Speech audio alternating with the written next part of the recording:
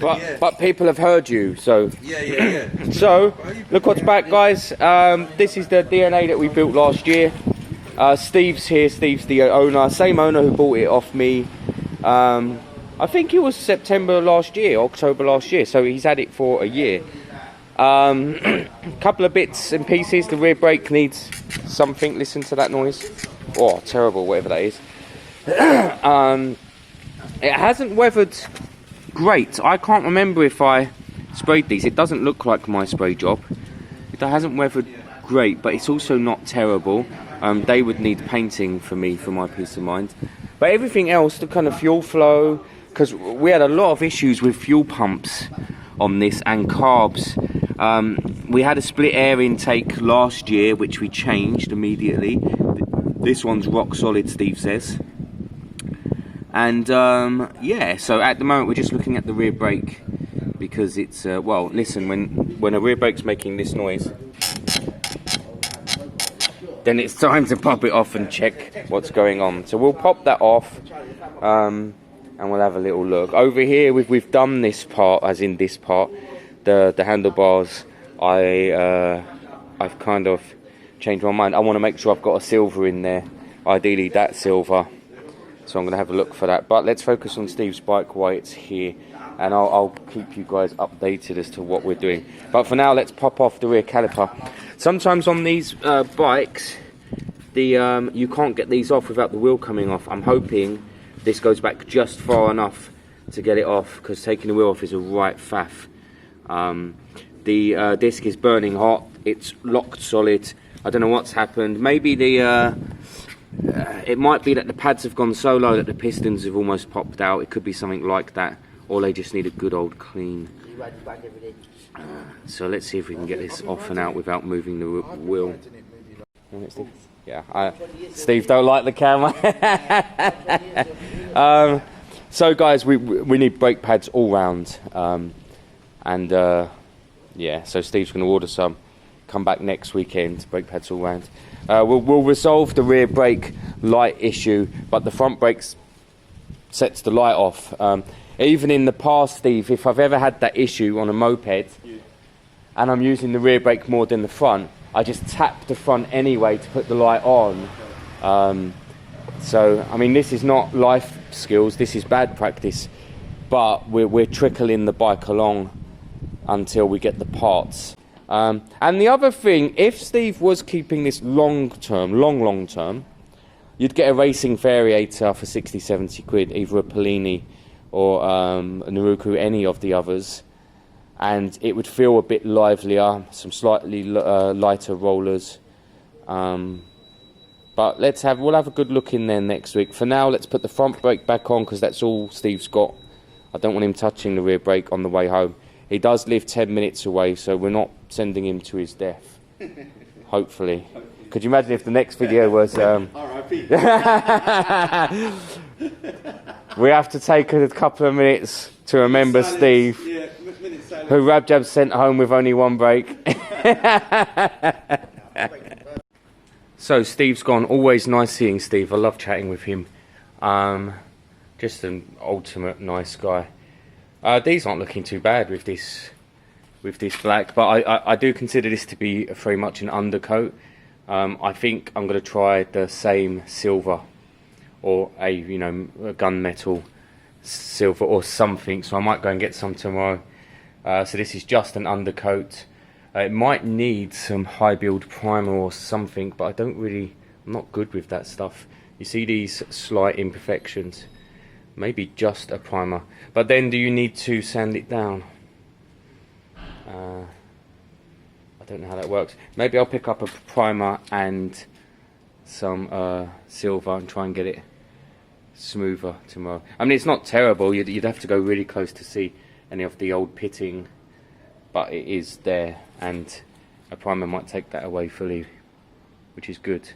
Yeah, I'm just playing with that. I mean, ultimately I'm going to be buying new chrome ones in the long run, but I just want to look a bit better for now. And that's kind of it. Look how sad this bike looks. No handlebars, no nothing. The next day. So welcome back. I ordered these bolts from Fowler's Parts, Bristol, Friday 11 AM. They arrived Saturday midday. These are the bolts that we need. These are the ones I was talking about. Now they're specialist bolts. They have a bottom area that once you've torqued it, you put in a Phillips or something, or a punch, and you punch it out, and that should flare the end off. But also, what they don't do in the factory, which you should do, is you should use thread lock on these as well. Now I've checked the threads inside the housing and they seem okay. The torque is 14 foot-pounds. I do have my torque wrench that is working, so I'm going to do that. Thread lock, torque it to 14 foot-pounds, and then punch the bottoms so that they flare out. It's a very common fault on this bike, this clutch going, and the actual clutch itself is quite pricey, you know. I think an original is £260, £280 or so. There's not many second-hand ones out there because they all break. There's Chinese versions for 30 quid that you have to wait 2 months to receive, and they're made in China. So if you have to do this fix, you have to think very carefully about what's needed. I'm attempting to use the original part, but it may not work. So when you've done that, when you've put your bolts in and you've torqued them and you've put your thread lock on, you want to punch them. I'm using an old Phillips, but you can use an actual punch. Right, let me grab. Where's my mini hammer?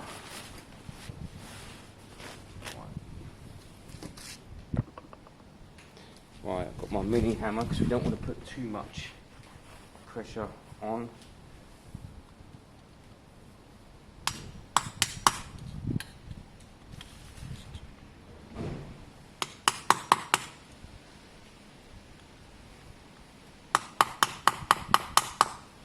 Now, I'm not exactly sure what this does, but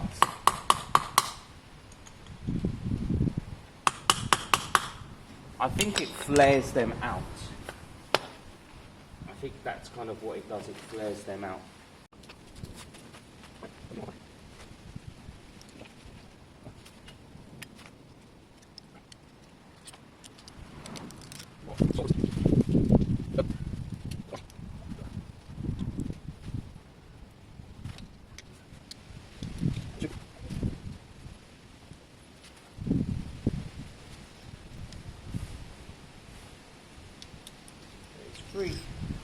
And we'll put the housing in. There you go. And that's it, look, one way only. Won't spin back. Spin forward, won't spin back. Perfect.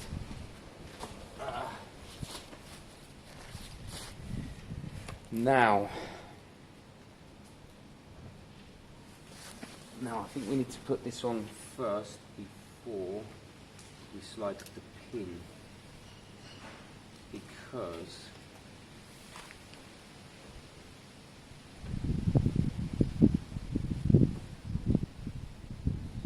there's a locating in here.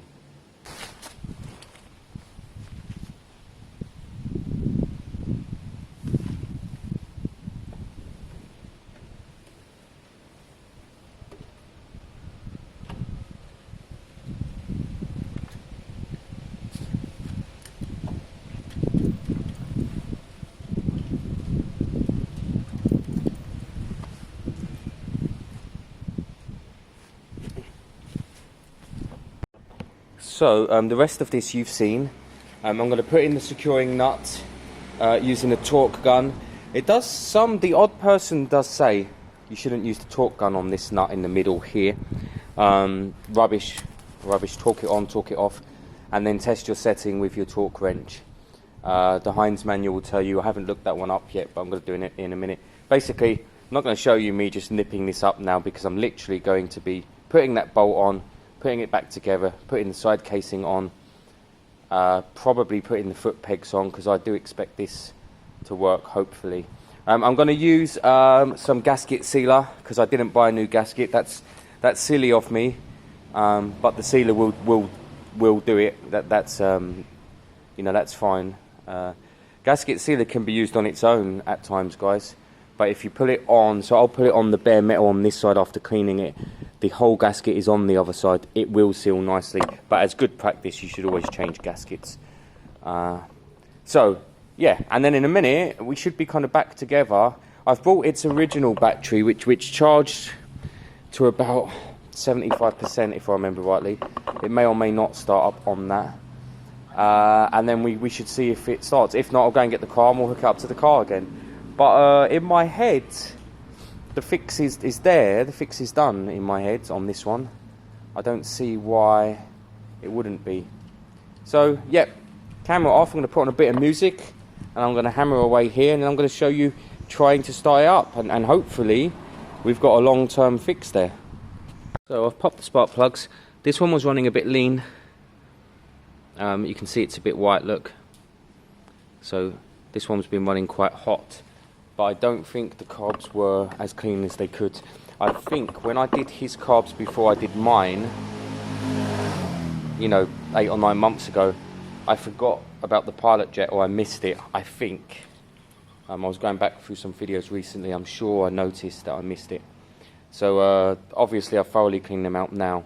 But I'll check the other plug. But that one you can see is it's quite white. So it was running quite hot. That is the rear cylinder. So I'm going to give it a quick clean, pop it back in. We're going to do the same with the other side.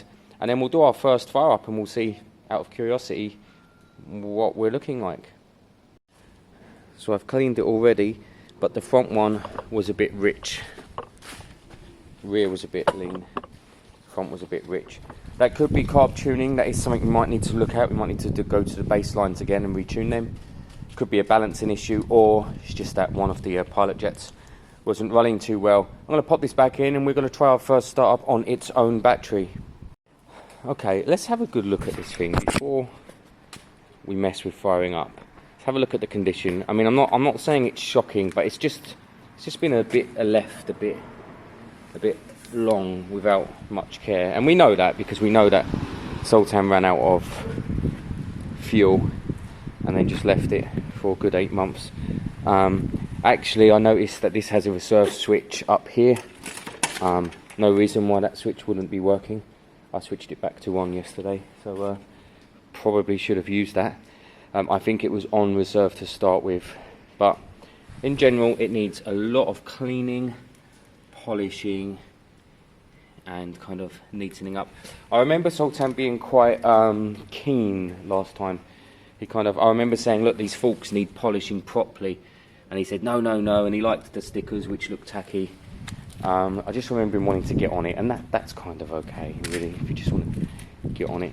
It's got a nice shape, this bike. It's not terrible. I think, if we're being honest, if I can get an MOT for this and it runs and rides well, it's probably a £1,200 bike for someone. And worth it, actually, if it does something. It has to do something before it's worth anything. And then the next person, don't get me wrong, if I can get this through an MOT next week, then I'll be buying some rags and some good cleaners, and I'll be giving this a good old clean top to bottom.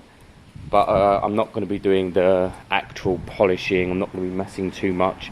Just a good clean on the plastics, get off some of the dust, and let it go to someone who will look after it and cherish it. The mileage isn't shocking for these. 41,000, that's km, by the way. So what's that in mileage? 30, 28. Really not that bad for these at all. If I'm right, these do 60s all day long. Let's see if we get anything at all on its own battery.